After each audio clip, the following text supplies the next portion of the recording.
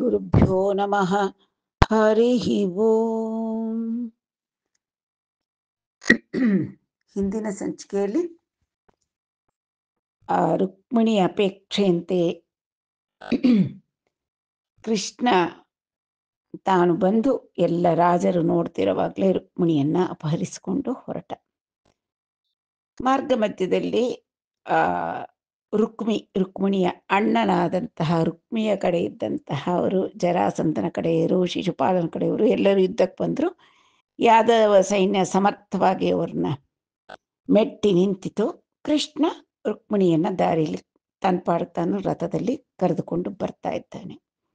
ಆಗ ರುಕ್ಮಿಣಿಯ ಅಣ್ಣ ರುಕ್ಮಿ ಅಂತಕ್ಕಂಥವನು ಅವನು ಎದುರಿಸಿದ ಕೃಷ್ಣನನ್ನ. ಕೃಷ್ಣ ಇನ್ನೇನು ಕೊಲ್ಲೋದ್ರಲ್ಲಿರುವಾಗ ಬಲರಾಮನ ಮಾತು ಕೇಳಿ ಬಂಧುವನ್ನ ಕೊಲ್ಲುವುದನ್ನು ನಿಲ್ಲಿಸ್ತಾನೆ, ಆದರೆ ವಿರೂಪಗೊಳಿಸ್ತಾನೆ. ಮೀಸೆಗಟ್ಟ ತಲೆ ಕೂದಲು ಎಲ್ಲ ಬೋಡಿಸ್ಬಿಟ್ಟು ಅವಮಾನ ಮಾಡ್ತಾನೆ. ಆಗ ರುಕ್ಮಿಣಿಗೆ ಬಹಳ ನೋವಾಗುತ್ತೆ.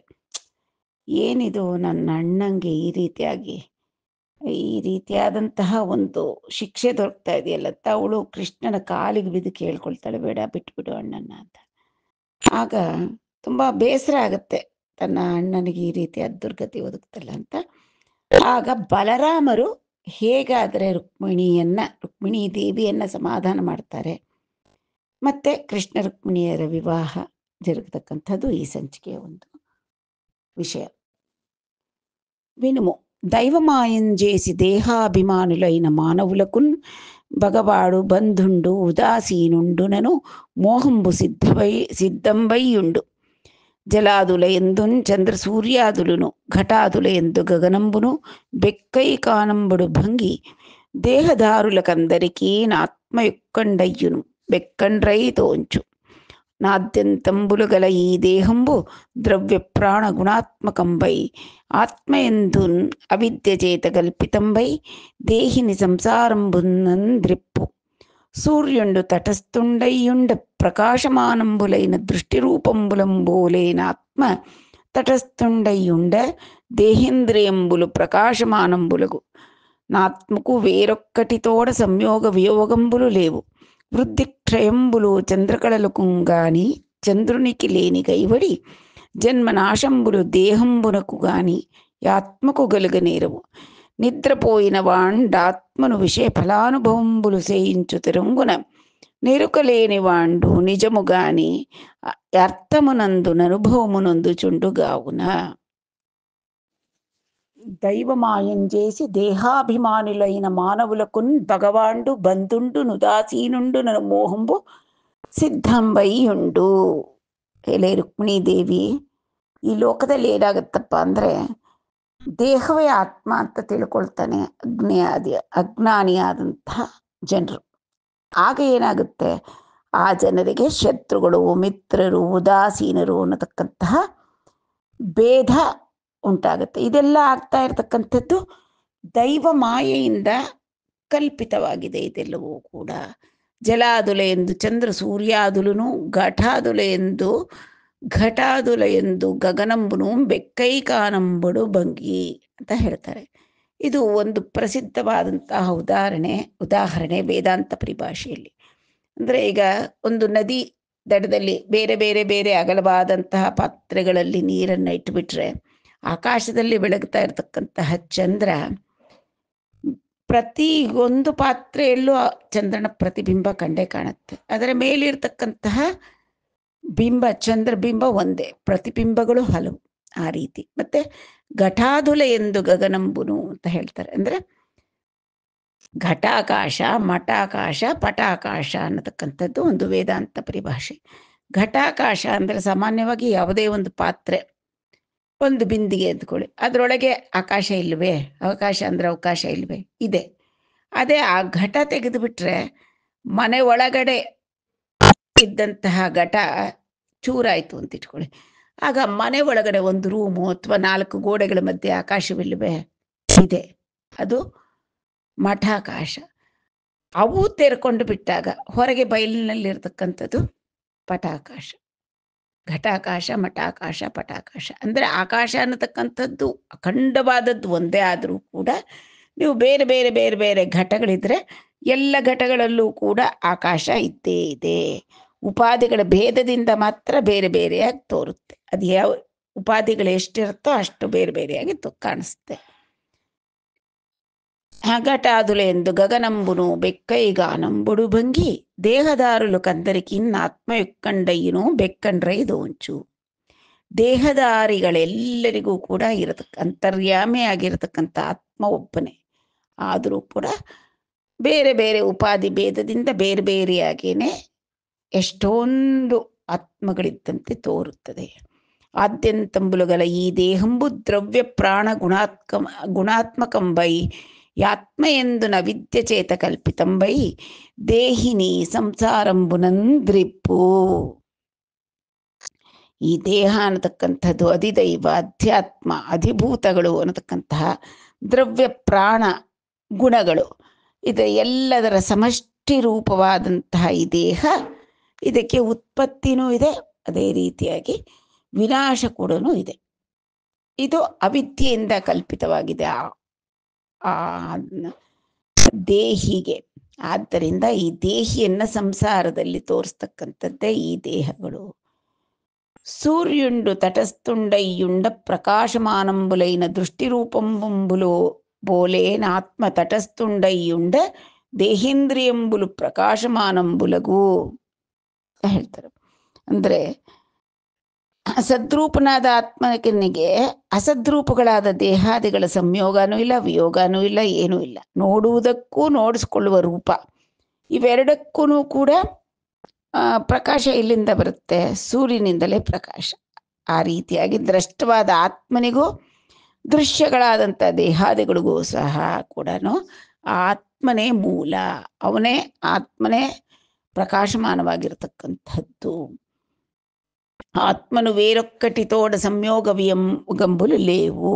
ಅದೇ ಸದ್ರೂಪನಾದಂತಹ ಆತ್ಮನಿಗೆ ಬೇರೊಂದರ ಜೊತೆ ಅಂದರೆ ಅಸದ್ರೂಪಗಳಾದಂತಹ ದೇಹಾದಿಗಳಿಗೆ ಜೊತೆಯಲ್ಲಿ ಸಂಯೋಗವೂ ಇಲ್ಲ, ಅವನಿಗೆ ವಿಯೋಗವೂ ಕೂಡ ಇಲ್ಲ. ವೃದ್ಧಿ ಕ್ಷಯಂಬುಲು ಚಂದ್ರಕಳಲು ಕುಂಗಾಣಿ ಚಂದ್ರುನಿಕಿ ಲೇನಿ ಕೈವಡಿ. ನಾವೇನು ತಿಳ್ಕೊಳ್ತೀವಿ? ದಿನ ದಿನಕ್ಕೆ ಚಂದ್ರ ಶುಕ್ಲ ಪಕ್ಷದಲ್ಲಿ ಒಂದೊಂದೇ ಕಳೆ ಸೇರ್ತಾ ಹೋಗುತ್ತೆ ಚಂದ್ರನಿಗೆ, ಕೃಷ್ಣ ಪಕ್ಷದಲ್ಲಿ ಕ್ಷೀಣವಾಗ್ತಾ ಹೋಗ್ತಾನೆ ಅಂತ. ಹಾಗಲ್ಲ, ಚಂದ್ರ ಇರೋನು ಯಾವಾಗಲೂ ಹೇಗಿರ್ತಾನೋ ಹಾಗೇ ಇರ್ತಾನೆ. ಈ ಭೂಮಿಯ ಒಂದು ಚಲನೆಯಿಂದಾಗಿ, ಚಂದ್ರನ ಚಲನೆಯಿಂದಾಗಿ ನಮಗೆ ದಿನ ದಿನಕ್ಕೂ ಅವನ ಕಳೆ ಹೆಚ್ಚಾದಾಗ ಕಾಣುತ್ತೆ, ಕ್ಷೀಣವಾದ ಹಾಗೆ ತೋರುತ್ತೆ. ಆದರೆ ಚಂದ್ರನ ಕಲೆಗಳಿಗೆ ಮಾತ್ರ ಈ ವೃದ್ಧಿ ಕ್ಷಯಗಳು, ಆದರೆ ಚಂದ್ರನಿಗೆ ಆ ವೃದ್ಧಿ ಕ್ಷಯಗಳ ಕಳಂಕ ಇಲ್ಲ. ಜನ್ಮನಾಶಂಬುಲು ದೇಹಂಬುನ ಕೊಂಗಾಣಿ ಆತ್ಮಕ್ಕೂ ಗಲುಗ ನೇರವು. ಈ ದೇಹಾದಿಗಳ ಉತ್ಪತ್ತಿ ವಿನಾಶ ದೇಹಾದಿಗಳಿಗುಂಟು ಹೊರತು ಆತ್ಮಕ್ಕೆ ಇಲ್ಲ, ಅದು ನಿತ್ಯವಾದಂಥದ್ದು ಆತ್ಮ. ನಿದ್ರಪೋಯಿನ ಬಾಂಡ ಆತ್ಮನು ವಿಷಯ ಫಲಾನುಭವಂಬುಲು ಸೇಯುಂಚು ತೆರುಂಗುನ ಎರುಕಲೇನಿ ವಾಂಡು ನಿಜಮುಗಾನಿ ಅರ್ಥಮುನೊಂದು ಅನುಭವముನೊಂದು ಚುಂಡು ಗಾವುನ. ಎಲ್ಲರೂ ಮಲಗಿ ನಿದ್ರಿಸುವಾಗ ಏನಾಗುತ್ತೆ? ಸ್ವಪ್ನದಲ್ಲಿ ಅಲ್ಲಿ ಏನೂ ಇರಲ್ಲ, ಆದ್ರೂ ಯಾವುದೋ ಟ್ರೈನ್ ಬಂದು ನಿಂತ ಹಾಗೆ, ಇವನು ಇಳಿದು ಹೊತ್ತದ ಹಾಗೆ, ಒಮ್ಮೊಮ್ಮೆ ಅಲ್ಲಿ ಎಡವಿದ ಹಾಗೆ ಕೂಡ ಕಾಣಿಸ್ಬಂದ್ರೆ ಇಲ್ಲಿ ಮಿಟ್ಟು ಬೀಳ್ತಾನೆ. ಆ ರೀತಿ ಯಾವುದೇ ಪದಾರ್ಥ ಇಲ್ಲದೆ ಇದ್ರೂ ಕೂಡ ವಿಷಯಗಳನ್ನು, ಫಲಗಳನ್ನು ಕೂಡ, ವಿಷಯ ಫಲಾನುಭವಂಬುಲು ಕೂಡ ತಾನು ಅನುಭವಿಸೋ ರೀತಿಯಲ್ಲಿ ಭಾಸವಾಗುತ್ತೆ ಅವನಿಗೆ. ಆ ರೀತಿಯಾಗಿ ಅಜ್ಞಾನಿಯಾದಂಥ ಪುರುಷನಿಗೆ ಸ್ವರೂಪ ಜ್ಞಾನ ಇಲ್ಲ, ಅಂದರೆ ಆತ್ಮಜ್ಞಾನ ಇಲ್ಲ, ದೇಹವನ್ನೇ ಆತ್ಮ ಅಂತ ಭಾವಿಸ್ಬಿಟ್ಟಿದ್ದಾನೆ. ಆದ್ದರಿಂದ ಮಾತ್ರ ಈ ಅಸದ್ರೂಪಗಳಾದಂಥ ವಿಷಯಾದಿಗಳನ್ನು ಪಡೆದು ಅವನು ಸಂಸಾರ ಬಂಧಕ್ಕೆ ಸಿಕ್ಕಾಕೊಳ್ತಾನೆ ಅಂತಂದ್ಬಿಟ್ಟು ರುಕ್ಮಿಣೀ ದೇವಿಗೆ ಬಲರಾಮ ಉಪದೇಶವನ್ನು ಮಾಡ್ತಾ ಇದ್ದಾನೆ. ಅಜ್ಞಾನಜ ಮಗು ಶೋಕಮು ವಿಜ್ಞಾನ ವಿಲೋಕನಮುನ ವಿಡುವುಮು ನೀಕುಂ ಪ್ರಜ್ಞಾವತಿ ಕಿಂದ ಗುಣೇ ಯಜ್ಞಾನುಲ ಭಂಗಿ ಭಗವದಂಬೋಜಮುಖಿ. ಏನಮ್ಮ ಅಂಬೋಜಮುಖಿ, ಕಮಲಮುಖಿ, ಅಜ್ಞಾನಿಗಳ ರೀತಿಯಲ್ಲಿ ನೀನು ದುಃಖ ಪಡ್ತಾ ಇದ್ದೀಯಲ್ಲ, ನೀನು ಪ್ರಜ್ಞಾವತಿ, ನೀನು ವಿಜ್ಞಾನ ಇದೆ ನಿನಗೆ, ನಿನಗೆ ತಿಳಿದಿದೆ ಏನು ಅಂತ, ಮತಿವಂತೆ ನೀನು, ಬುದ್ಧಿವಂತೆ. ಆದ್ದರಿಂದ ಅಜ್ಞಾನಿಗಳಂತೆ ನೀನು ಶೋಕಿಸಬೇಡ. ಯಾಕೆ ಅಂತಂದರೆ, ದೇಹಾದಿಗಳನ್ನು ಶೋಷಿಸಿ ಆತ್ಮನನ್ನು ಮರಳಿಗೊಳಿಸ್ತಕ್ಕಂಥದ್ದು ಯಾವುದು? ಅಜ್ಞಾನ. ಅಜ್ಞಾನ ಇದ್ದರೆ ಆ ಅಜ್ಞಾನಜನ್ಯವಾದ ಶೋಕನ ನೀನು ತತ್ವಜ್ಞಾನದ ಬೆಳಕಿನಿಂದ ನೀನು ನಾಶಗೊಳಿಸು, ಸ್ವಸ್ಥಳಾಗು ಅಂತಂದುಬಿಟ್ಟು ಬಲಭದ್ರ ರುಕ್ಮಿಣಿ ದೇವಿಗೆ ಉಪದೇಶ ಇಟ್ಲು. ಬಲಭದ್ರುನಿ చేతందెలుపంబడి రుక్మిణీదేవి దుఃఖంబు మానియుండే నట రుక్మిణియను వాండు ప్రాణావశిష్టుండై విడువంబడి తన విరూప భావంబునకు నెరియుచు హరింగెల్చి కాని కుండిన పురంబు జూడనని ప్రతిజ్ఞ చేసి ತತ್ಸಮೀಪಂಬುನನ್ನುಂಡೆ ನಿವ್ವಿದಂಬುನ. ಈ ರೀತಿಯಾಗಿ ಬಲರಾಮ ತತ್ವವನ್ನು ರುಕ್ಮಿಣೀದೇವಿಗೆ ಹೇಳಿ ಸಂತೈಸ್ತ. ಆವಾಗ ಅವಳು ಆ ದುಃಖವನ್ನು, ಮನಸ್ತಾಪವನ್ನು ಬಿಟ್ಟು ನೆಮ್ಮದಿಯಾಗಿ ನಿಶ್ಚಿಂತಳಾದಳು. ಅದರ ನಂತರ ಆ ಪ್ರಾಣ ಮಾತ್ರ ಬಿಡಲ್ಪಟ್ಟಂತಹ ರುಕ್ಮಿ ಅವಮಾನವನ್ನು ಸಹಿಸಲಾರದೆ ಅವನು ಶತ್ರುಗಳಾದ ಯಾದವರಿಂದ ಹತಪ್ರಾಯನಾಗ್ಬಿಟ್ಟಿದ್ದಾನೆ. ಬಲನೂ ಇಲ್ಲ, ತೇಜಸ್ಸೂ ಇಲ್ಲ. ತನಗುಂಟಾಗಿರ್ತಕ್ಕಂಥ ವೈರೂಪ್ಯವನ್ನು ನೆನೆಸ್ಕೊಂಡ್ರೆನಾ ತುಂಬ ಕೋಪ ಬರುತ್ತೆ. ಅಯ್ಯೋ, ತಾನೊಂದು ನಿಶ್ಚಯ ಮಾಡಿದ್ದೆ, ನನ್ನ ಮನೋರಥ ನಿಷ್ಫಲ ಆಯ್ತಲ್ಲ ಅಂತ ಚಿಂತಾಕ್ರಾಂತನಾಗ್ತಾನೆ. ಆಗ ಅವನು ಏನಂತ ಪ್ರತಿಜ್ಞೆ ಮಾಡ್ತಾನೆ? ದುರಾತ್ಮನಾದಂತಹ ಕೃಷ್ಣನನ್ನು ಸೋಲಿಸದೆ ಹರಿಂಗೆಲ್ಚಿ ಕಾನಿ, ಅವನನ್ನು ಗೆದ್ದಲ್ಲದೆ ನಾನು ಕುಂಡಿನಪುರಕ್ಕೆ ಮತ್ತೆ ವಾಪಸ್ ಹೋಗಲ್ಲ. ಅವನನ್ನು ಗೆದ್ದು ರುಕ್ಮಿಣಿನ ಕರ್ಕೊಂಡೇ ನಾನು ಕುಂಡಿನಪುರಕ್ಕೆ ವಾಪಸ್ ಹೋಗ್ತಕ್ಕಂಥದ್ದು ಅಂತ ಹೇಳಿಬಿಟ್ಟು ಅಲ್ಲೇ ಒಂದು ಭೋಜಕಟ ಅಂತ ಹೇಳ್ತಾರೆ ಸಮೀಪದಲ್ಲಿ, ಆ ಕುಂಡಿನ ನಗರಕ್ಕೆ ಸಮೀಪದಲ್ಲಿ, ಪಟ್ಟಣದ ಸಮೀಪದಲ್ಲಿ ಒಂದು ಭೋಜಕಟ ಅನ್ನತಕ್ಕಂಥ ಒಂದಾನೊಂದು ಪಟ್ಟಣವನ್ನು ನಿರ್ಮಿಸಿಕೊಂಡು ಅಲ್ಲಿ ನೆಲೆಸಿದ. ರಾಜೀವಲೋಚನುಂಡು ಹರಿ రాజసమూహములగెల్చి రాజసముప్పన్ రాజితయగుతన పురికిని రాజాననందెచ్చే ಬಂಧುರಾಜಿನು ತಿಂಪನ್. ಈ ವಿಧವಾಗಿ ರಾಜೀವಲೋಚನುಂಡು ಹರಿ, ರಾಜೀವನಯನಾದಂತಹ ಆ ಶ್ರೀಹರಿ ರಾಜಸಮುಪ್ಪನ್ ರಾಜಸಮೂಹముల ಗೆಲ್ಚಿ, ಆ ರಾಜಸ ಗುಣವನ್ನು ತಾನು ಆರೋಪ ಮಾಡಿಕೊಂಡು ತಾನು ಧರಿಸಿ ಆ ರಾಜ ಸಮೂಹಗಳನ್ನೆಲ್ಲ ಗೆದ್ದ. ಯಾದವ ಸೈನ್ಯ ಸಹಾಯದಿಂದ ಅಲ್ಲಿದ್ದಂಥ ಎಲ್ಲ ಶತ್ರು ಸೈನ್ಯವನ್ನು ಕೂಡ ಸೋಲಿಸಿದ. ರಾಜಿತಯಗು ತನ್ನ ಪುರಿಕಿನಿ, ವಿಭ್ರಾಜಮಾನವಾಗಿ ಬೆಳಗುತ್ತಾ ಇದ್ದಂತಹ ತನ್ನ ಪಟ್ಟಣವಾದ ದ್ವಾರಕಾ ನಗರಕ್ಕೆ ರಾಜಾನನಂದೆಚ್ಚ ಬಂಧುರಾಜಿನು ತಿಂಪನ್. ರಾಜ ಅನ್ನತಕ್ಕಂಥದ್ದು ಚಂದ್ರನಿಗೆ ಅನ್ವಯವಾಗ್ತಕ್ಕಂಥದ್ದು. ರಾಜ್ರದೀಪ್ತವು ಅನ್ನತಕ್ಕಂತಹ ಒಂದು ಧಾತುವಿಗೆ ಅನುಗುಣವಾಗಿ ಯಾವಾಗಲೂ ಅವನು ಬಾನಿನ ಅಂಗಳದಲ್ಲಿ ರಾರಾಜಿಸ್ತಾ ಇರ್ತಾನೆ ಚಂದ್ರ. ಎಲ್ಲರಿಗೂ ಕೂಡ ಆನಂದ, ಬೆಳಕು, ಶಾಂತಿ ಕೊಡ್ತಾನೆ. ಅಷ್ಟೇ ಅಲ್ಲದೆ ತಾನು ಸೂರ್ಯನಿಂದ ಹೀರಿರತಕ್ಕಂತಹ ಒಂದು ಶಾಖ, ಉಷ್ಣತೆ, ಬೆಳಕನ್ನೆಲ್ಲ ಸಂಸ್ಕರಿಸಿ ಅಮೃತೋಪಮವಾದಂಥ ತನ್ನ ಕಿರಣಗಳಿಂದ ಎಲ್ಲ ವನಸ್ಪತಿಗಳಿಗೆ, ಎಲ್ಲ ಜೀವಿಗಳಿಗೆ ಕೂಡ ಅಮೃತ ಸೇಚನ ಮಾಡ್ತಾನೆ ಅವನು ರಾತ್ರಿ ಹೊತ್ತು. ಆದ್ದರಿಂದ ಅಂತಹ ಚಂದ್ರನಿಗೆ ರಾಜ ಅನ್ನತಕ್ಕಂಥ ಹೆಸರಿದೆ. ರಾಜ ಆನನಂದೆಚ್ಚೆ ಅಂದರೆ ಇಂದುಮುಖಿಯಾದಂತಹ, ಚಂದ್ರಮುಖಿಯಾದಂಥ ರುಕ್ಮಿಣೀ ದೇವಿಯನ್ನು ತನ್ನ ನಗರಕ್ಕೆ ಕರೆದುಕೊಂಡು ಬಂದ. ಆಗ ಬಂಧುರಾಜಿನು ತಿಂಪನ್, ಎಲ್ಲ ಬಂಧುಗಳು ಕೂಡ ಜಯ ಜಯ ಅಂತ ಕೃಷ್ಣ ರುಕ್ಮಿಣಿಯರಿಗೆ ಜೈಕಾರವನ್ನು ಘೋಷಿಸ್ತಾ ಸ್ತುತಿಸ್ತಾ ಇದ್ರು. ಹೀಗೆ ರುಕ್ಮಿಣೀ ದೇವಿಯನ್ನು ಸಂಭ್ರಮದಿಂದ ತನ್ನ ಪುರಿಗೆ ಕರೆದುಕೊಂಡು ಬಂದ ನಳಿನಲೋಚನ.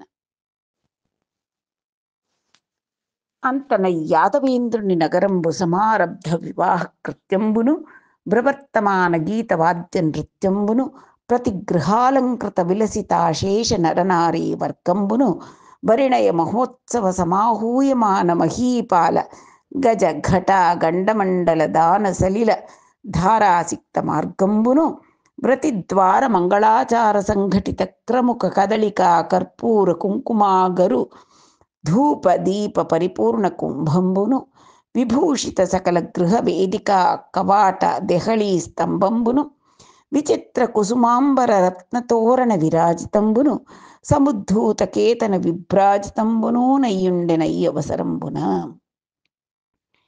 ಈಗ ನಡೀತಾ ಇರತಕ್ಕಂತಹ ಕಲ್ಯಾಣ ಲೋಕ ಕಲ್ಯಾಣಕಾರವಾದದ್ದು, ಲೋಕ ಮಂಗಳಕರವಾದಂತಹದ್ದು ಶ್ರೀ ಕೃಷ್ಣ ರುಕ್ಮಿಣೀ ದೇವಿಯರ ಕಲ್ಯಾಣ. ಆದ್ದರಿಂದ ಬರೀ ಅವರ ಮನೆಯವರಿಗೆ ಮಾತ್ರ ಅಲ್ಲ ಸಂಭ್ರಮ, ಇಡೀ ಲೋಕಕ್ಕೆ ಸಂಭ್ರಮ. ಅದರಲ್ಲೂ ಕೂಡ ದ್ವಾರಕಾಪುರದವರಿಗೆ ಅತ್ಯಂತ ಸಂಭ್ರಮ, ಆನಂದ, ಕುತೂಹಲ, ಸಡಗರ ಎಲ್ಲ. ಆ ಯದುವಲ್ಲಭನ ಪುರದಲ್ಲಿ ಮದುವೆಯ ಕೆಲಸಗಳು ಪ್ರಾರಂಭವಾಗಿದೆ.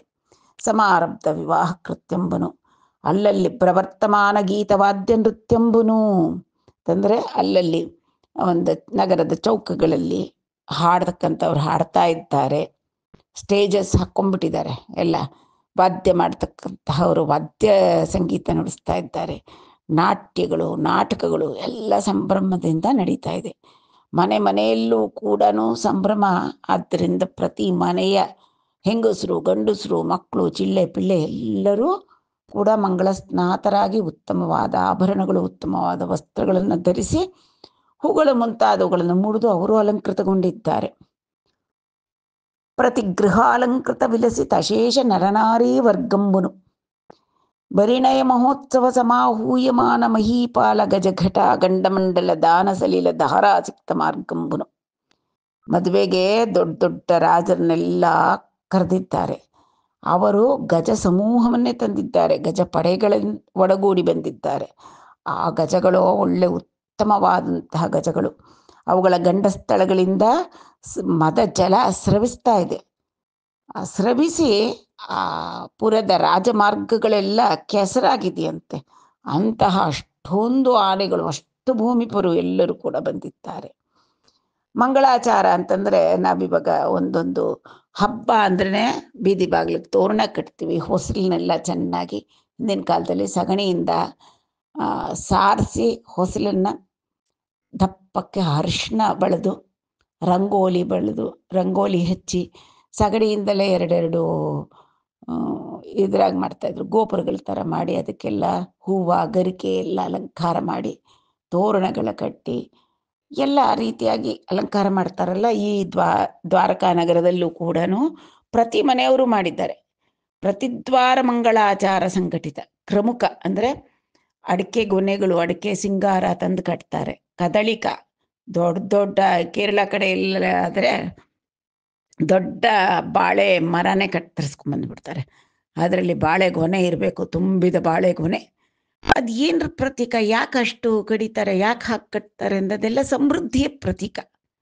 ಸಮೃದ್ಧವಾಗಲಿ, ಮದುವೆ ಆಗ್ತಾ ಇರೋರ ಬಾಳು ಕೂಡ ಇದೇ ರೀತಿ ಫಲಭರಿತವಾಗಲಿ, ಸಮೃದ್ಧವಾಗಲಿ ಅನ್ನೋದರಿಂದ ಕದಳಿಕ ಆ ಕಡೆ ಈ ಕಡೆ ಬಾಗಿಲುಗಳಿಗೆ ಒಂದೊಂದು ದೊಡ್ಡ ಕದಳಿ ಮರಗಳನ್ನು ತಂದು ಕಟ್ಟಿದ್ದಾರೆ, ಗೊನೆಗಳಿಂದ ಕೂಡಿದಂತಹ. ಕರ್ಪೂರ ಹಚ್ಚಿದ್ದಾರೆ, ಕುಂಕುಮ ಅಗರು ಧೂಪ ದೀಪ ಎಲ್ಲ ಕಡೆ ಘಮ ಘಮ ಘಮ ಅನ್ನೋ ರೀತಿಯಲ್ಲಿ ಧೂಪದ ಕಡ್ಡಿಗಳು ಹಚ್ಚಿಟ್ಟಿದ್ದಾರೆ. ದೀಪ ಆವಳಿ ಅಂದರೆ ದೀಪಗಳ ಸಾಲು ಹಚ್ಚಿಟ್ಟಿದ್ದಾರೆ. ಪರಿಪೂರ್ಣ ಕುಂಭ ಒಂದು ಶುಭ ಸೂಚನೆ, ಶುಭ ಲಕ್ಷಣವಾದಂಥದ್ದು. ಒಂದು ತಾಮ್ರ ಅಥವಾ ಬೆಳ್ಳಿ ಅಥವಾ ಯಥಾಶಕ್ತಿಯಾಗಿ ಒಂದು ಕುಂಭದಲ್ಲಿ ಉತ್ತಮವಾದಂತಹ ಮಂಗಳಕರವಾದಂತಹ ಪವಿತ್ರವಾದಂಥ ಜಲಗಳಿಂದ ತುಂಬಿ ಅದರೊಳಗೆ ಒಂದು ಸ್ವಲ್ಪ ಅರಿಶಿನ ಕುಂಕುಮ ಅಕ್ಷತೆ ಎಲ್ಲ ಹಾಕ್ತಾರೆ. ಆ ಕುಂಭಕ್ಕೂ ಕೂಡ ಸುತ್ತಲೂ ಸುಣ್ಣದ ಓರು ತೆಗಿತಾರೆ. ಓರು ಅಂದರೆ ಸುಣ್ಣದಲ್ಲಿ ಸುತ್ತು ಒಂದು ರಂಗೋಲಿ ಹಾಕ್ತಾರೆ ಕುಂಭಕ್ಕೆ. ಅದರದ್ದು 4 ಮುಖಕ್ಕೂ ಕೂಡ ಕುಂಕುಮದಿಂದ ಅಲಂಕಾರ ಮಾಡ್ತಾರೆ. ಬಾಳೆ ಎಲೆ ಅಥವಾ ಪಂಚ ಪಲ್ಲವಗಳು ಅಂತ ಹೇಳ್ತಾರೆ. ಅರಳಿ, ಆಲ, ಅತ್ತಿ, ನೆಲ್ಲಿ ಈ ರೀತಿಯಾಗಿ ಮರಗಳ ಪಂಚವೃಕ್ಷಗಳ ಚಿಗುರುಗಳನ್ನೆಲ್ಲ ತಂದಿಟ್ಟು ಅದರ ಮೇಲೆ ಒಂದು ಪೂರ್ಣ ಕಲಶ ಇಟ್ಟು, ತೆಂಗಿನಕಾಯಿ ಕಲಶ ಇಟ್ಟು ಎಲ್ಲ ಪರಿಪೂರ್ಣ ಕುಂಭ ಒಂದು ಮಂಗಳದ ಸಲ್ಲಕ್ಷಣವನ್ನು ತೋರಿಸ್ತಕ್ಕಂಥದ್ದು. ಅದರಿಂದ ಅಲಂಕಾರ ಮಾಡಿದ್ದಾರೆ. ವಿಭೂಷಿತ ಸಕಲ ಗೃಹ ವೇದಿಕಾ ಕವಾಟ ದೆಹಳಿ ಸ್ತಂಭಂಬುನು. ದೆಹಳಿ ಅಂದರೆ ಅದೇ ಹೊಸಲು. ಹೊಸಲಿಗೆ ಅಲಂಕಾರ ಮಾಡೋದಾಗಲೇ ಹೇಳಿದ್ನಲ್ಲ. ಗೋಮಯದಿಂದ ಸಾರಿಸಿ ರಂಗವಲ್ಲಿ ನಾನಾ ವಿಚಿತ್ರವಾದಂಥ ರಂಗವಲ್ಲಿಗಳನ್ನಿಟ್ಟು ಬಾಗಿಲುಗಳಿಗೆಲ್ಲನೂ ತೋರಣಗಳನ್ನು ಕಟ್ಟಿ ವಿಚಿತ್ರ ಕುಸುಮಾಂಬರ ರತ್ನ ತೋರಣ ವಿರಾಜಿತಂಬುನು. ಹೂಗಳಿಂದ ಕಟ್ಟಿರ್ತಕ್ಕಂಥ ಮಾಲೆಗಳಿಂದ ಅಲಂಕಾರ ಮಾಡ್ತಾರೆ. ತಳಿರು ತೋರಣಗಳು ಚಿಗುರುಗಳಿಂದ ಅಲಂಕಾರ ಮಾಡ್ತಾರೆ. ಬಟ್ಟೆಯಲ್ಲಿ ಹೊಲಿದಿರ್ತಾರೆ. ಸಮುದ್ಧೂತ ಕೇತನ ವಿಭ್ರಾಜಿತಂಬುನು. ಬಾವುಟಗಳು ಅಲ್ಲಲ್ಲಿ ಶುಭ ಸೂಚಕವಾಗಿ, ವಿಜಯ ಸೂಚಕವಾಗಿ, ಜಯ ಸೂಚಕವಾಗಿ ಎಲ್ಲ ಕೇತನ ಅಂದರೆ ಬಾವುಟಗಳ ಕಟ್ಟಿರ್ತಾರೆ. ವಿಭ್ರಾಜಿತಂಬುನ ಈ ಉಂಡೆನ ಈ ಅವಸರಂಬುನ. ಈ ಕೃಷ್ಣ ರುಕ್ಮಿಣಿ ಕಲ್ಯಾಣಕ್ಕಾಗಿ ದ್ವಾರಕಾ ನಗರ ಹೀಗೆ ಪ್ರತಿಯೊಂದು ಮೂಲೆ, ಪ್ರತಿಯೊಂದು ಬೀದಿ, ಪ್ರತಿಯೊಂದು ರಾಜಬೀದಿ, ಪ್ರತಿಯೊಂದು ಸೊಂದಿ, ಎಲ್ಲರ ಮನೆ ಅಂಗಳಗಳು, ಎಲ್ಲರ ಮನೆ ಪ್ರತಿಯೊಂದು ಕೂಡ ಅಲಂಕೃತಗೊಂಡಿತ್ತು. ಧ್ರುವ ಕೀರ್ತಿನ್ ಹರಿಪೆಂಡ್ಲಿಯಾಡೇ ನಿಜ ಚೇತೋ ಹಾರಿಡಿನ್ ಮಾನವೈಭವ ಗಾಂಭೀರ್ಯ ವಿಹಾರಿಣಿನ್ ನಿಖಿಲ ಸಂಪತ್ಕಾರಿಣಿನ್ ಸಾಧು ಬಾಂಧವ ಸತ್ಕಾರಿಣಿನ್ ಪುಣ್ಯಚಾರಿಣಿನ್ ಮಹಾದಾರಿದ್ರ್ಯ ಸಂಹಾರಿಣಿನ್ ಸುವಿಭೂಷಾಂಬರಧಾರಿಣಿನ್ ಗುಣವತಿ ಚೂಡಾಮಣಿನ್ ರುಕ್ಮಿಣಿನ್ ಹರಿಪೆಂಡ್ಲಿಯಾಡೇ. ಇಂತಹ ಒಂದು ಶುಭ ಮುಹೂರ್ತದಲ್ಲಿ, ಶುಭ ಸುಮುಹೂರ್ತದಲ್ಲಿ, ಶುಭ ಲಗ್ನದಲ್ಲಿ ಧ್ರುವ ಕೀರ್ತಿನ್, ಆಕೆಯ ಕೀರ್ತಿ ದಿಕ್ಕುಗಳಲ್ಲಿ ಪ್ರಸರಿಸ್ತಕ್ಕಂಥದ್ದು. ಆಮೇಲೆ ಶಾಶ್ವತ ಕೀರ್ತಿ ಅವಳು, ಧ್ರುವ ಕೀರ್ತಿ. ಅವಳ ಕೀರ್ತಿ ಕಿಂಚಿತ್ತು ಯಾವ ಸಂದರ್ಭದಲ್ಲೂ ಕೂಡ ಮುಕ್ಕಾಗದೇ ಇರತಕ್ಕಂಥದ್ದು. ಅಂತಹ ರುಕ್ಮಿಣೀ ದೇವಿಯನ್ನ ಹರಿಪೆಂಡ್ಲಿಯಾಡೆ. ಅವಳು ಹೇಗಿದ್ಲು? ನಿಜ ಚೇತೋಹಾರಿಣಿನ್, ಆ ಶ್ರೀಹರಿಯ ಮನಸ್ಸನ್ನ ಅಪಹರಿಸಿಬಿಟ್ಟಿದ್ದಾಳೆ. ಮಾನವೈಭವ ಗಾಂಭೀರ್ಯ ವಿಹಾರಿಣಿನ್, ಆತ್ಮೋನ್ನತಿ, ಗಾಂಭೀರ್ಯ, ವೈಭವ, ಒಂದು ನೋಡಿದ ತಕ್ಷಣ ಗೌರವ ಹುಟ್ಟಬೇಕು, ಆ ರೀತಿ ಆಗಿರತಕ್ಕಂತಹ ದೇವಿಯನ್ನ ನಿಖಿಲ ಸಂಪತ್ಕಾರಿಣಿನ್. ಆಕೆ ಯಾರು? ರುಕ್ಮಿಣೀ ದೇವಿ, ಮಹಾಲಕ್ಷ್ಮಿ. ಶ್ರೀಹರಿಯನ್ನ ಎಡಬಿಡದೇ ಇರತಕ್ಕಂತಹ ದೇವಿ ನಿಖಿಲ ಸಂಪತ್ಕಾರಿಣಿ. ಈ ಚತುರ್ದಶ ಭುವನ ಬ್ರಹ್ಮಾಂಡಗಳ ಎಲ್ಲ ಸಂಪತ್ತಿಗಳಿಗೂ ಅವಳೇ ಕಾರಣಭೂತಳು. ಅವಳಿಂದಲೇ ಎಲ್ಲ ಕಡೆಯಲ್ಲೂ ಕೂಡ ಸಂಪತ್ತು ಸಮೃದ್ಧಿ. ಸಾಧು ಬಾಂಧವ ಸತ್ಕಾರಿಣಿನ್, ಬಂಧುಗಳನ್ನ, ಬಾಂಧವರನ್ನ, ಹಿರಿಯರನ್ನ, ಕಿರಿಯರನ್ನ ಎಲ್ಲರನ್ನೂ ಕೂಡ ಅತಿ ಆದರ, ಅಭಿಮಾನ, ಪ್ರೀತಿ, ವಿಶ್ವಾಸಗಳಿಂದ ಕಾಣತಕ್ಕಂತಹ ತಾಯಿ ಅವಳು. ಪುಣ್ಯಚಾರಿಣಿನ್, ಪುಣ್ಯ ಸಂಚಾರಿಣಿ. ಮಹಾದಾರಿದ್ರ್ಯ ಸಂಹಾರಿಣಿನ್, ಅಷ್ಟದರಿದ್ರಗಳನ್ನು ಕೂಡ ಪರಿಹಾರ ಮಾಡತಕ್ಕಂತಹ ದೇವಿ ಆಕೆ. ಸುವಿಭೂಷಾಂಬರಧಾರಿಣಿನ್, ಒಳ್ಳೆ ಕಲ್ಯಾಣವಾದಂತಹ ಕಲ್ಯಾಣ ವೇಷಭೂಷಧಾರಿಣಿಯಾಗಿದ್ದಾಳೆ. ಅಂದರೆ ಮಂಗಳಕರವಾಗಿ ಕಾಲುಗಳಿಗೆಲ್ಲನೂ ಕೂಡ ಇದಿಟ್ಕೊಂಡಿದ್ದಾಳೆ, ಅರಿಶಿನ ಪೂಸಿದ್ದಾರೆ. ಮತ್ತೆ ಪಾರಾಣಿ ಅಂತ ಹೇಳ್ತಾರೆ, ಕಾಲುಗಳಿಗೆ ಒಂದು ಅಲಕ್ತತ ಅಂತ ಹೇಳ್ತಾರೆ. ಅಂತಂದರೆ ಒಂದು ಕೆಂಪಾದಂಥ ರಂಗು ಹಚ್ಚಿದ್ದಾರೆ. ಕೈಗಳಿಗೆಲ್ಲ ಶೋಭನವಾಗಿ ಗೋರಂಟಿ ಹಾಕಿದ್ದಾರೆ. ಉತ್ತಮವಾದಂತಹ ವಸ್ತ್ರಗಳನ್ನು ಧರಿಸಿದ್ದಾಳೆ. ಆಭರಣಗಳು, ಆ ಒಂದು ಮೊಗ್ಗಿನ ಜಡೆ, ಆ ಕುಚ್ಚಿಡಿದು ಜಡೆ ಹೆಣೆದು ವಧುವಿಗೆ ಎಷ್ಟು ಬಹಳ ಸುಂದರವಾಗಿ ಅಲಂಕಾರ ಮಾಡಿದ್ದಾರೆ. ಗುಣವತಿ ಚೂಡಾಮಣಿನ್, ಗುಣವತಿಯರಲ್ಲಿ ರಮಣಿ, ಶಿರೋಮಣಿ. ಆಕೆ ಸ್ತ್ರೀ ಜಾತಿಯಲ್ಲೇ ಶಿರೋಮಣಿಯಾಗಿರ್ತಕ್ಕಂಥ ಅವಳನ್ನು, ರುಕ್ಮಿಣೀ ದೇವಿಯನ್ನ ಶ್ರೀಹರಿ ಪೆಂಡ್ಲಿಯಾಡೆ. ಒಳ್ಳೆ ಉತ್ತಮವಾದ ಶುಭ ಮುಹೂರ್ತದಲ್ಲಿ ಕಲ್ಯಾಣ ಆಯಿತು. ಮದುವೆ ಮಾಡಿಕೊಂಡ. ವಿವಾಹ ಸಂಪನ್ನವಾಯಿತು. ಶ್ರೀಕೃಷ್ಣ ರುಕ್ಮಿಣಿಯರ ವಿವಾಹ ಸಂಪನ್ನವಾಯಿತು. సతులుం దారును బౌరులు హితమతింగానకులు తెచ్చి ఇచ్చిరి. కరుణోన్నత వర్ధిష్ణులకును ಮಾನಿತರೋಚಿಷ್ಣುలకు ರುಕ್ಮಿಣಿ ಕೃಷ್ಣುಲಕುನ್. ಈ ರೀತಿಯಾಗಿ ಮಂಗಲ ಸ್ನಾತರಾಗಿ ಉತ್ತಮ ವಸ್ತ್ರ ವೇಷಭೂಷಗಳಿಂದ ಅಲಂಕೃತಗೊಂಡಂತಹ ನೂತನ ದಂಪತಿಗಳಿಗೆ, ನವ ವಿವಾಹಿತರಾದಂತಹ ವಧೂವರರಾದಂತಹ ಕೃಷ್ಣ ರುಕ್ಮಿಣಿಯರಿಗೆ ಹೇಗಿದ್ರು ಅವರು ಅಖಂಡ ತೇಜೋ ವಿರಾಜಿತರಾಗಿದ್ದರು. ಮಾನಿತ ರೋಚಿಷ್ಣುಲಕು, ಅಪಾರ ಕೃಪಾವರ್ತಿಷ್ಣುಲಕು, ಅವರು ಅಪಾರ ಕರುಣೆಯಿಂದ ಕೂಡಿರತಕ್ಕಂಥವ್ರು ಎಲ್ಲರೆಡೆಗೂ ಕೂಡ. ಆ ರುಕ್ಮಿಣಿ ಕೃಷ್ಣರಿಗೆ ದ್ವಾರಕಾಪುರಿಯ ವಾಸಿಗಳೆಲ್ಲರೂ ಕೂಡ ದಾರುನು ಪೌರುಲು, ಸತುಲುನ್ ದಾರುನು ಪೌರುಲು ಅಂತಂದರೆ ತಮ್ಮ ತಮ್ಮ ಭಾರ್ಯೆಯರ ಸಮೇತವಾಗಿ ಪತಿಪತ್ನಿಯರಿಬ್ಬರು ಅವರು ಕೂಡ ದಂಪತಿಯರು ಒಟ್ಟಿಗೆ ಬಂದು ಹಿತಮತಿಂ ತುಂಬ ಮನಸ್ಸಿನಿಂದ ಆನಂದ ಅವರಿಗೆ ಆಶೀರ್ವಾದ ಮಾಡ್ತಕ್ಕಂಥದ್ದೇ. ಆದರೂ ಕೂಡ ಈಗ ನೂತನ ದಂಪತಿಗಳಾಗಿರೋದ್ರಿಂದ ಅವರಿಗೆ ಆಶೀರ್ಪೂರ್ವಕವಾಗಿ ಆ ರುಕ್ಮಿಣಿ ಕೃಷ್ಣರಿಗೆ ಕಾಣಿಕೆಗಳನ್ನು ತಂದು ಸಮರ್ಪಿಸಿದರು ಪೌರರೆಲ್ಲರೂ ಕೂಡ. ಹರಿ ಪೆಂಡ್ಲಿಕಿಂಗೈಕೇಯಕ ಕುರುಸೃಂಜಯ ಯದು ವಿದರ್ಭ ಕುಂತಿ ನರೇಂದ್ರುಲ್ ಪರಮಾನಂದ ಮುಂಬೊಂದಿರಿ ಧರಣೀಶುಲಲೋನ ಗಾಢ ತಾತ್ಪರ್ಯಮುಲನ್. ಆ ಮುಕುಂದನ ವಿವಾಹಕ್ಕೆ ಕೇಕಯ, ಕುರು, ಸೃಂಜಯ, ಯದು, ವಿದರ್ಭ, ಕುಂತಿ, ನರೇಂದ್ರುಲ್ ಅಂದರೆ ಈ ಎಷ್ಟು ದೇಶಗಳ ರಾಜರು ಕೂಡ, ಇವೆಲ್ಲ ರಾಜರಿಗೆ ಅತ್ಯಂತ ಆನಂದವಾಗಿತ್ತು. ಇತರ ರಾಜರಿಗಿಂತ ಕೂಡ ಅಪರಿಮಿತವಾದಂಥ ಆನಂದವನ್ನು ಈ ಒಂದು ಕಲ್ಯಾಣ ನಡೆದಿದ್ದರಿಂದ ಈ ರಾಜರೆಲ್ಲರೂ ಕೂಡ ಅತ್ಯಂತ ಆನಂದವನ್ನು ಅನುಭವಿಸಿದರು. పూల చెండ్లాడేనే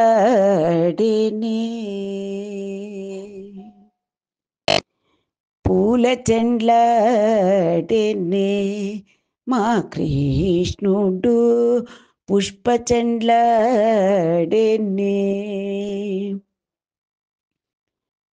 బాలరో వినరే సద్భక్త సామాన్యుడే, బాలరో వినరే సద్భక్త సామాన్యుడే, కోలాహలముతో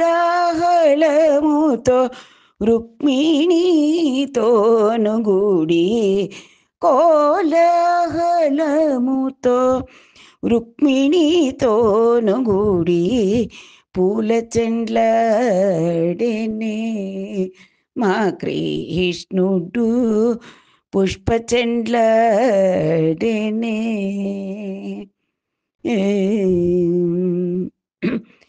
ఇందుముఖుడు వీటే సుందరుడు, ఇందుముఖుడు వీడే సుందరరే, విందనయనుడు వడే గోవిందుడు, మందహాసములతో పొంది రుక్మిణితో, మందహాసములతో పొంది రుక్మిణితోను అందముగా నేడు సంతోష చిత్తుడై, అందముగా నేడు సంతోష చిత్తుడై పూల చెండ్లాడేనే మా కృష్ణుడు పుష్ప చెండ్లాడేనే.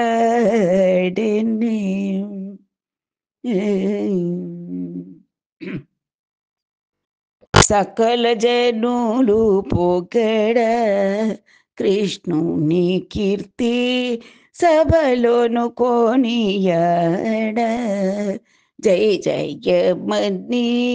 సకల జనులు పొగడ కృష్ణుని కీర్తి, సభలోను కొనియాడ జయ జయ జయ ಗಗನ ಚಾರುಲೂಜಿ ಚಂಪಕ ಮಲ್ಲೆಲ ಗಗನ ಚಾರುಲೂಜಿ ಚಂಪಕ ಮಲ್ಲೆಲ అఖిల భూమి పైన అద్భుతముగ గురియ వధువరుల పైన అద్భుతముగ గురియ గగన చారులు జీ చంపక మల్లెల కృష్ణ రుక్మిణులపై నద్భుతముగ గురియ పూల చెండ్లడేనే మా కృష్ణుడు పుష్ప చెండ్లడేనే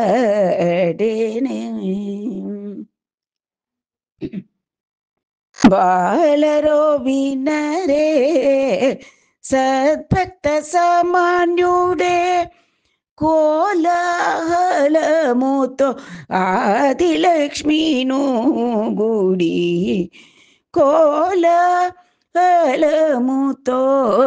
రుక్మిణీదేవి గుడి పూల చెండ్లడెన్నే మా కృష్ణుడు పుష్ప చెండ్లడెన్నే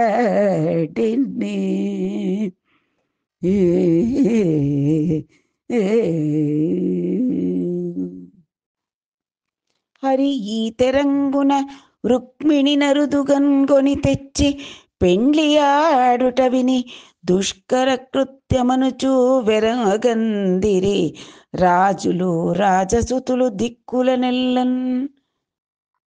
ಶ್ರೀಕೃಷ್ಣ ಈ ವಿಧವಾಗಿ ರುಕ್ಮಿಣೀದೇವಿಯನ್ನ ಅಪಹರಿಸಿ ತಂದು, ಯಾಕೆ ಎಲ್ಲ ರಾಜಾದಿರಾಜರು ನೆರೆದಿದ್ರೆ ಅವರ ಮಧ್ಯ ಸಿಂಹದಂತೆ ನುಗ್ಗಿ ರುಕ್ಮಿಣೀದೇವಿಯನ್ನು ಎತ್ತುಕೊಂಡು ಬಂದು ಆ ರಾಜರನ್ನೆಲ್ಲ ತನ್ನ ಯಾದವ ಸೈನ್ಯದಿಂದ ಸೋಲಿಸಿ ಆ ದೇವಿಯನ್ನ ಕರೆತಂದು ಮದುವೆ ಆಗ್ತಕ್ಕಂಥದ್ದು ಒಂದು ಅನನ್ಯ ಸಾಮಾನ್ಯವಾದಂತಹ ಕಾರ್ಯ. ಇದು ಯಾರಿಗೆ ತಾನೇ ಸಾಧ್ಯ ಇದು ಎಂದು ಆ ದೇಶದಲ್ಲಿನ ರಾಜರೆಲ್ಲರೂ ಕೂಡ ಅವರ ರಾಣಿಯರು ಕೂಡ ಅತ್ಯಂತ ಆಶ್ಚರ್ಯ ಆನಂದವನ್ನ ಹೊಂದಿದ್ರು.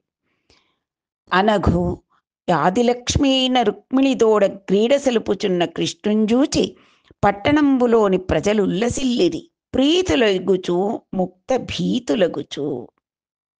ಹೇ ಅನಘ, ಪಾಪರಹಿತನಾದಂಥ ಪರೀಕ್ಷಿತ್ ಮಹಾರಾಜನೇ ಕೇಳಪ್ಪ, ಶ್ರೀ ಆದಿಲಕ್ಷ್ಮಿ ಅವತಾರವಾದಂಥ ರುಕ್ಮಿಣೀ ದೇವಿಯನ್ನ ಮದುವೆ ಮಾಡಿಕೊಂಡಂತಹ ಶ್ರೀಕೃಷ್ಣ ಅವಳೊಡನೆ ಆನಂದವಾಗಿ ಕ್ರೀಡಿಸ್ತಾ ಇದ್ದಾನೆ, ಸುಖಿಸ್ತಾ ಇದ್ದಾನೆ.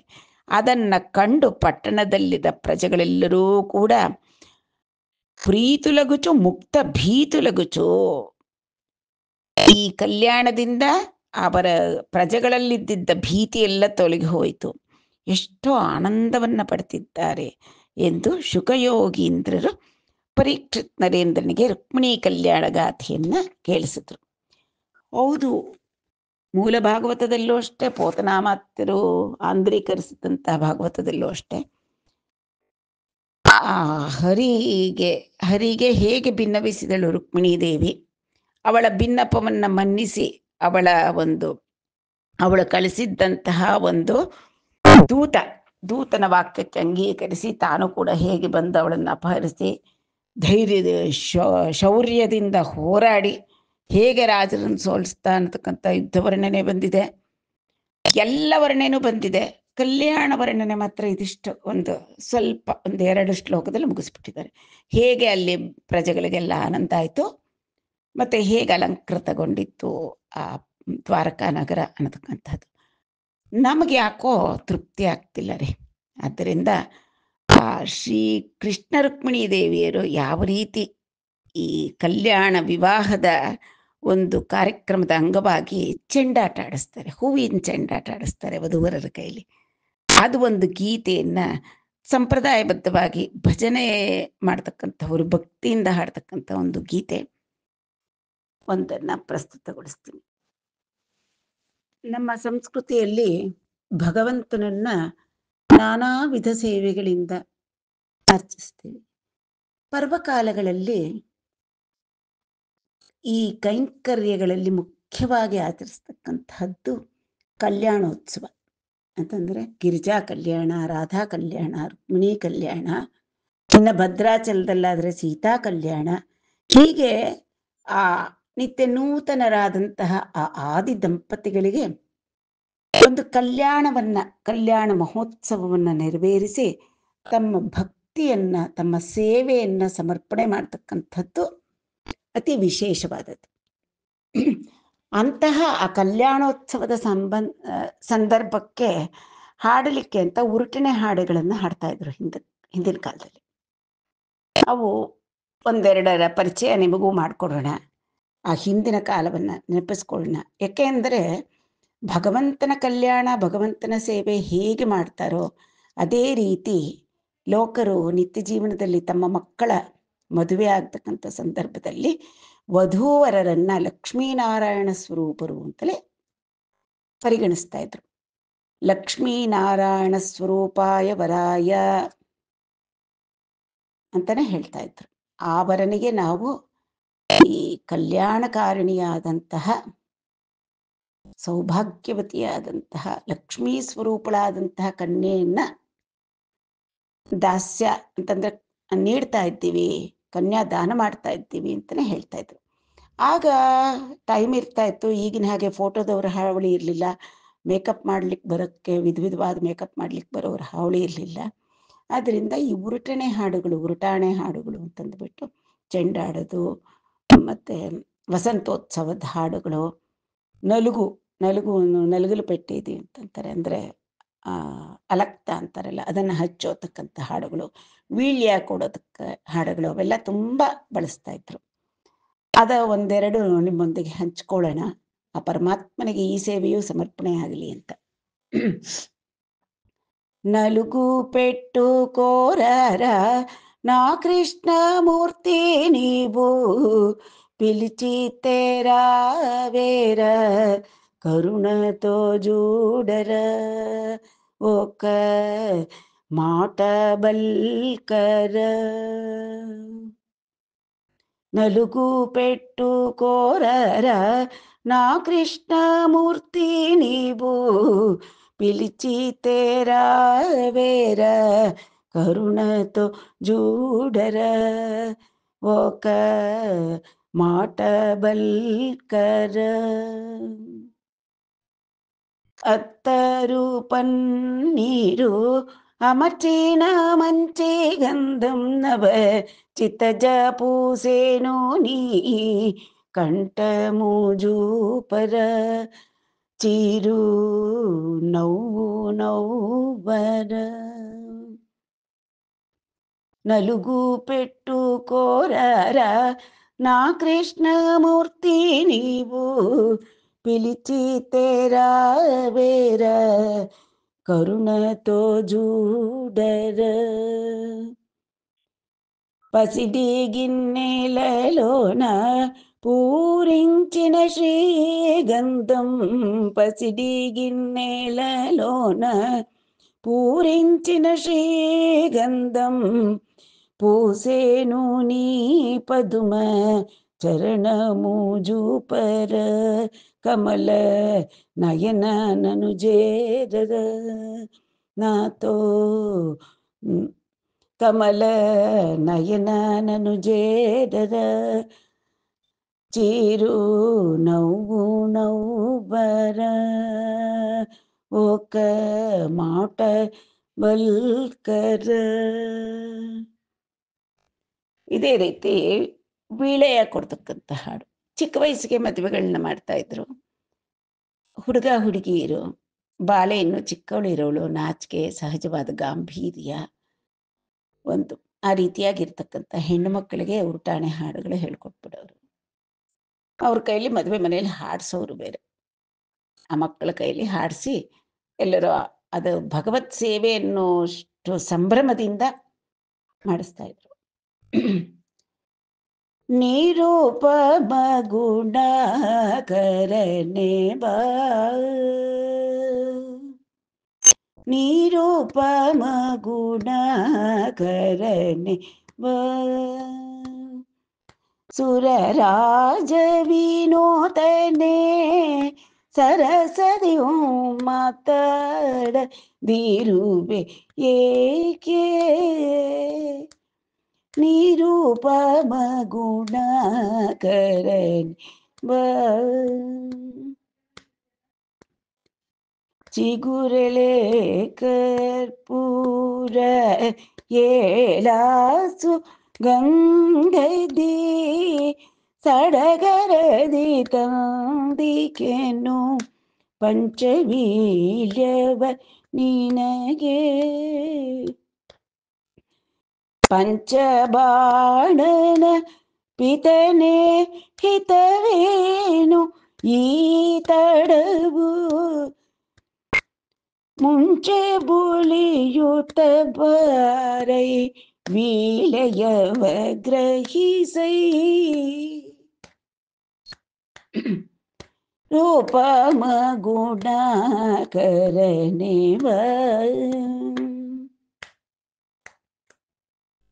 ಚಿಗುರೆ ಕಾಲು ನೋಯುತ್ತಿದೆ ಕಾಂತ ಕಾಯಲಾರೆನು ಯಾಣೋ ಬಾಲಯೊಳು ಉದಾಸೀನ ವಿರಲು ಫಲವೇನು ಲೀಲೆಯೋ ಕೈ ನೀಡಿ ವೀಳೆಯವ ಗ್ರಹಿಸೈ ಲೀಲಾವತಾರೈ ತಾಮಸವೇಕಿನ್ನು ನಿರೂಪಮ ಗುಣಕರನೆ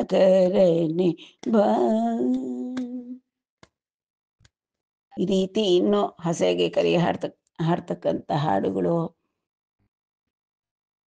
ಅರಿಶಿನ ಕುಂಕುಮ ಇಡ್ತಕ್ಕಂಥ ಹಾಡುಗಳು, ವಸಂತೋತ್ಸವದ ಹಾಡುಗಳು ಅಂತ ಅದೊಂದು ಸಂಭ್ರಮದ ಆಚರಣೆ ಆಗಿತ್ತು ಹಿಂದಿನ ಕಾಲದ ವಿವಾಹ ಪದ್ಧತಿ.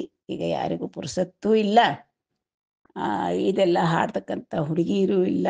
ಇಷ್ಟು ಒಂದು ವಿನೋದವಾಗಿ ಜೀವನವನ್ನು ಅನುಭವಿಸ್ತಕ್ಕಂತಹ ಒಂದು ನಿಧಾನ ಮನಸ್ಥಿತಿ ಯಾವುವೂ ಇಲ್ಲ ಈಗ ಹೊಸ ಥರ ಬದಲಾದ ಕಾಲಕ್ಕೆ ನಾವು ಒಗ್ಗಿಕೊಳ್ಳೇಬೇಕು. ಅದೇ ಭಗವಂತನಿಗೆ ಕಲ್ಯಾಣೋತ್ಸವ ಸೇವೆ ಸಮರ್ಪಿಸತಕ್ಕಂಥ ಸಂದರ್ಭದಲ್ಲಿ ಈ ಹಾಡುಗಳನ್ನು ಖಂಡಿತ ಸೇವೆಯಂತೆ ಸಮರ್ಪಣೆ ಮಾಡಬಹುದು. ಈ ರೀತಿ ಅತ್ಯಂತ ವೈಭವೋಪೇತವಾಗಿ ಜರುಗಿದಂತಹ ಶ್ರೀ ಕೃಷ್ಣ ರುಕ್ಮಿಣೀ ದೇವಿಯರ ಕಲ್ಯಾಣ ಘಟ್ಟವನ್ನು ಊಹಿಸ್ಕೊಳ್ಳೋದೇ ಒಂದು ಆನಂದ. ಊಹಿಸ್ಕೊಳ್ಳಿ, ಎಷ್ಟು ಸುಂದರವಾದ ದೃಶ್ಯ ನಿಮ್ಮ ಹೃದಯ ಪಟಲದಲ್ಲಿ ಮೂಡುತ್ತೆ, ಅಂತಶ್ಚಕ್ಷುಗಳಿಂದ ಕಾಣಬಹುದು. ಯಾಕೆ ಅಂತಂದ್ರೆ ಮೂಲ ಭಾಗವತದಲ್ಲಾಗ್ಲಿ ಪೋತನ ಭಾಗವತದಲ್ಲಾಗ್ಲಿ ರುಕ್ಮಿಣೀ ದೇವಿ ಕಳಿಸಿರ್ತಕ್ಕಂಥ ಸಂದೇಶ ಇದೆ. ಅದಕ್ಕಾಗಿ ಕೃಷ್ಣ ಬಂದು ಅವಳನ್ನ ಅಪಹಾರ ಮಾಡಿದ್ದಿದೆ, ಆ ಶತ್ರು ಸೈನ್ಯರನ್ನ ಸದೆ ಬಡ್ದಿದ್ದಿದೆ, ಕರ್ಕೊಂಡು ಬಂದಿದ್ದಿದೆ. ಕಲ್ಯಾಣ ವರ್ಣನೆ ಮಾತ್ರ ಬಹಳ ಕಡಿಮೆ ಶ್ಲೋಕಗಳಿಂದ ವರ್ಣಿಸಿದ್ದಾರೆ. ಆದ್ದರಿಂದ ನಮ್ಮ ಮನಸ್ಸೋ ಇಚ್ಛೆ ಅಂತಂದ್ರೆ ನಮ್ಮ ಮನಸ್ಸಿಗೆ ತೃಪ್ತಿ ಆಗೋವರೆಗೂ ನಾವು ಊಹಿಸ್ಕೋಬಹುದು.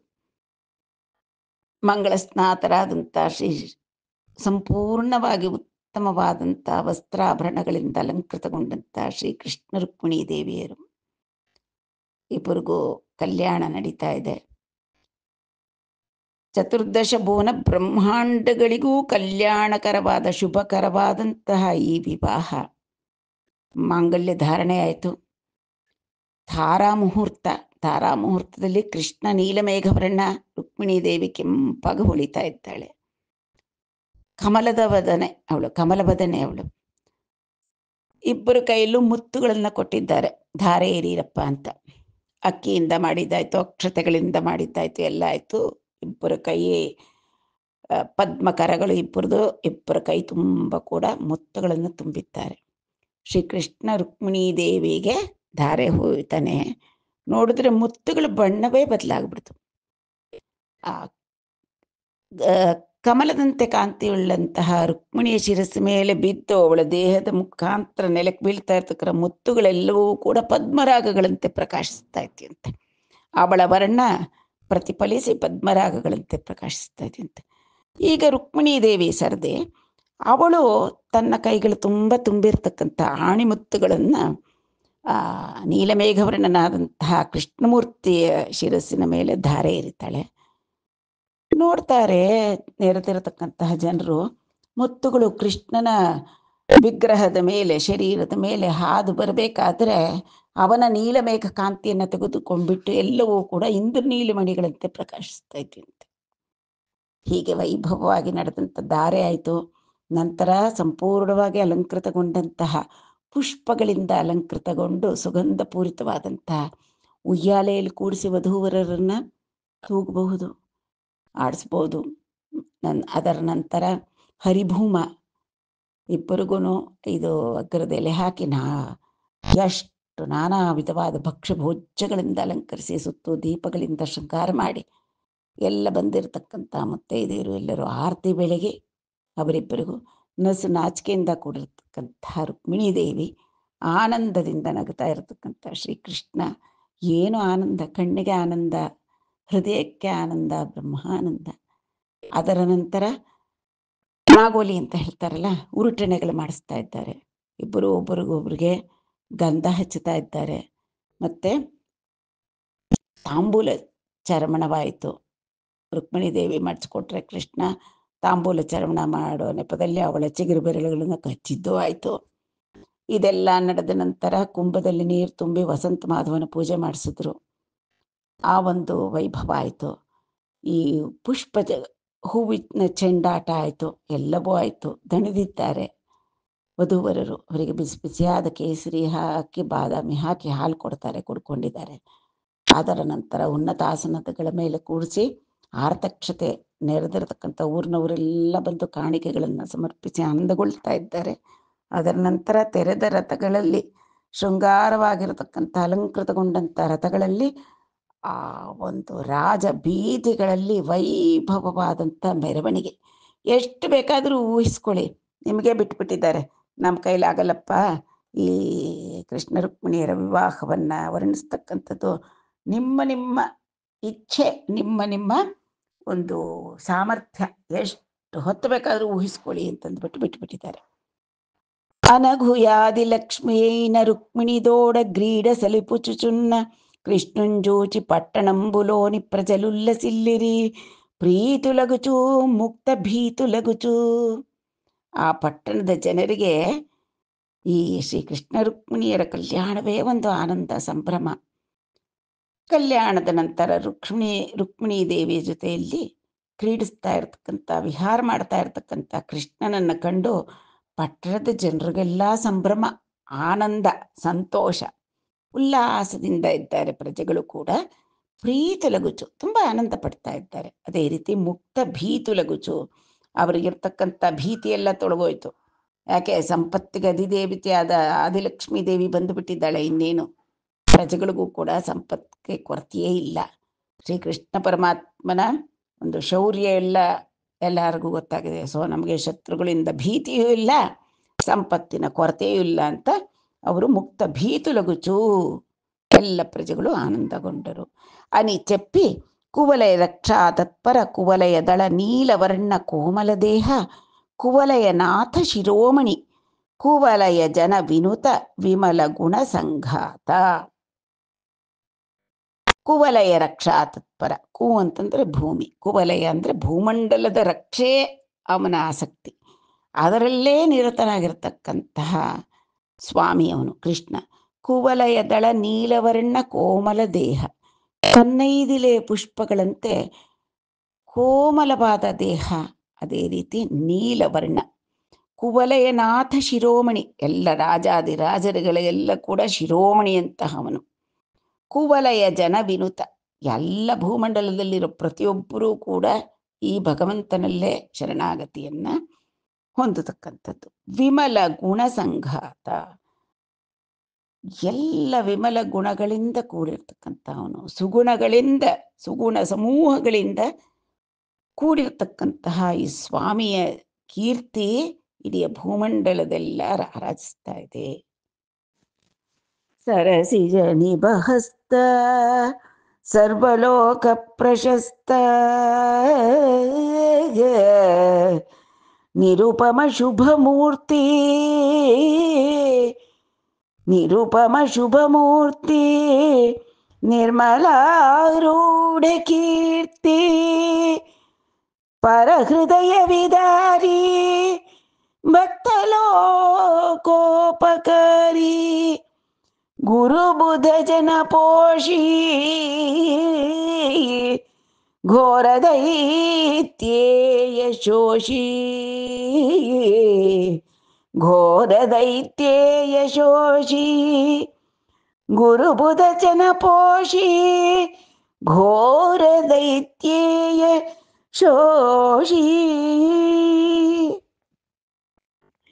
ఇది శ్రీ పరమేశ్వర కరుణా కలిత, ఇది శ్రీ పరమేశ్వర కరుణాకలిత కవిత విచిత్ర కేసన మంత్రి పుత్ర సహజ పాండిత్య పోతనామాత్య ప్రణీతంబైన శ్రీ మహాభాగవతంబును మహాపురాణమునందు దేవకీ దేవి వివాహంబును, గగనవాణి శ్రవణంబును, కంసోద్రేకంబును, వసుదేవ ప్రార్థనంబును, యోగమాయా ప్రభావంబును, బలభద్రుని జన్మంబును, బ్రహ్మాది సురస్తోత్రంబును, నందపుత్రోత్సవంబును, పూతనా సంహారంబును, శకట భంజనంబును, తృణావర్తు మరణంబును, గర్గ ఆగమనంబును, నారాయణాది నామ నిర్దేశనంబును, బాలక్రీడయును, మృద్భక్షణంబును, వాసుదేవ వదన గహ్వర విలోక్యమానాఖిల లోకాలోకనంబును, నవనీత చౌర్యంబును, యశోదారోషంబును, ఉలూఖల బంధనంబును, అర్జునతరు యుగళ నిపాతనంబును, నలకూబర మణిగ్రీవుల శాపమోక్షణంబును, బృందావన గమనంబును, వత్సపాలనంబును, వత్సాసుర వధయును, బకదనుజ విదారణంబును, అఘాసుర మరణంబును, వత్సాపహరణంబును, నూతన వత్స బాలక కల్పనంబును, బ్రహ్మ వినూతియును, గోపాలనంబును, గార్ధబాసుర దమనంబును, కాళీయ పణి మర్దనంబును, గరుడ కాళీయ నాగ విరోధ కథనంబును, ప్రలంబాసుర హింసనంబును, దవానల పానంబును, వర్షర్తు వర్ణనంబును, శరత్కాల లక్షణంబును, వేణు విలాసంబును, హేమంత సమయ సమాగమంబును, గోపకన్యాచరిత హవిష్యవ్రతంబును, కాత్యాయిని సేవనంబును,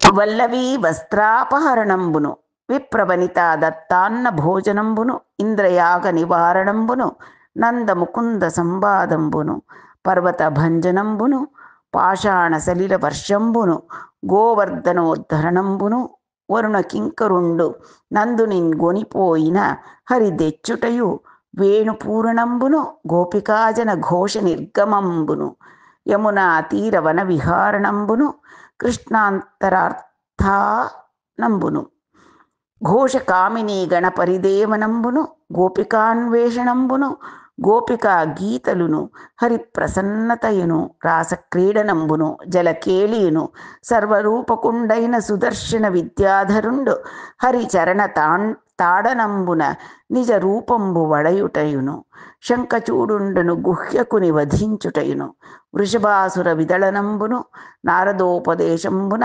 హరికథ నెరింగి కంసుండు దేవకీ వసుదేవుల బద్ధులంజేయుటను, గోటకాసురుండైన కేశియను ధనుజుని వధించుటయును, నారద స్తుతియును, వ్యోమదానవ మరణంబును, అక్రూర ఆగమనంబును, అక్రూర రామకృష్ణుల సల్లాపంబును, ఘోష నిర్గమంబును, యమునా జలాంతరాళంబున నక్రూరుండు హరి విశ్వరూపమును గాంచుటయును, అక్రూర స్తవంబును, మథురా నగర ప్రవేశంబును, రజక వధయును, వాయక మాలికులచే సమ్మానమొందుటయును, కుబ్జా ప్రసాదకరణంబును, ధనుర్భంగంబును, కంస దుస్వప్నంబును, కువలయా పీడనంబును, రంగస్థల ప్రవేశంబును, చాణూర ముష్టికుల వధయును, కంసవధయును, వసుదేవ దేవకీ బంధమోక్షణంబును, ఉగ్రసేను రాజ్యస్థాపనంబును, రామకృష్ణులు సాందీపనీ వలన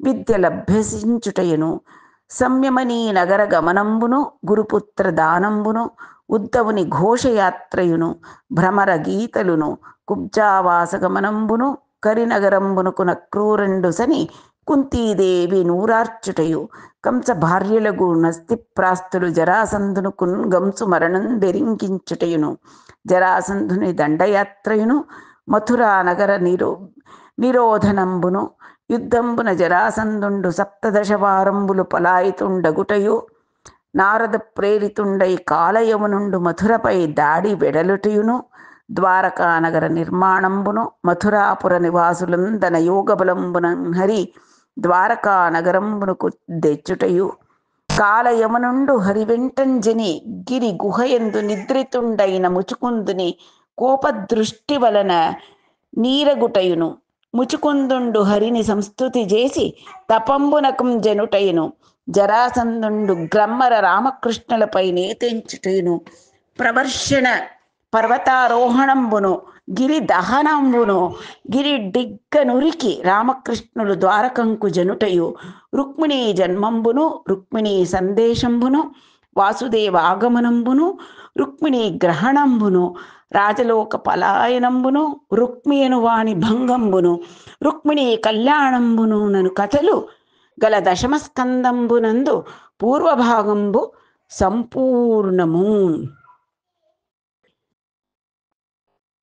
ಇಷ್ಟು ದಶಮಸ್ಕಂದ ಪೂರ್ವಭಾಗವನ್ನು ಅಲ್ಪಳಾದ ನನ್ನ ಕೈಯಲ್ಲಿ ವಾಚನ ಮಾಡಲಿಕ್ಕೆ ಯೋಗ್ಯತೆ ಕೊಟ್ಟಂತಹ ಗುರುವರೇಣ್ಯರಾದಂತಹ ಪೋತನಾಮಾತ್ಯರಿಗೂ ಎಲ್ಲದಕ್ಕೂ ಮೂಲ ಪ್ರೇರಕನಾದಂತಹ ಶ್ರೀಹರಿಗೂ ನನ್ನ ಸಾಷ್ಟಾಂಗ ನಮಸ್ಕಾರಗಳು. ಕಲ್ಯಾಣಾದ್ಭುತ ಗಾತ್ರಾಯ ಕಾಮಿತಾರ್ಥ ಪ್ರದಾಯನೇ ಶ್ರೀಮದ್ ವೆಂಕಟನಾಥಾಯ ಶ್ರೀನಿವಾಸಾಯ ಮಂಗಳಂ. ಸ್ವಸ್ತಿ.